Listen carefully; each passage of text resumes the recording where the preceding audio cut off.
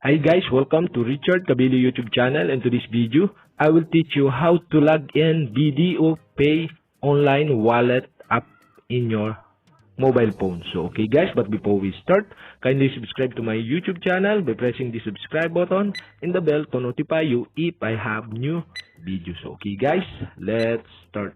You all have to do is go to BDO Pay application in your mobile phone.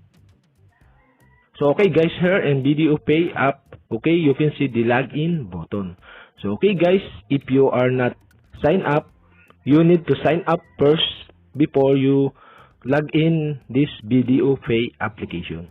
So okay guys, I have a tutorial for how to sign up in BDO Pay using your mobile phone. So okay guys, the video are in my BDO playlist. So okay, you can explore it.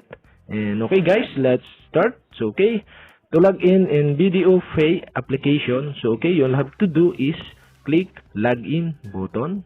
Okay guys, you'll have to do is enter the PIN. So okay guys, we have successfully logged in your BDO Pay using your BDO account in mobile phone. So okay guys, that's it. And okay guys, if you have a question, kindly comment below. And don't forget to hit the subscribe button and the bell to notify you if I have new videos. Okay guys, thank you for watching.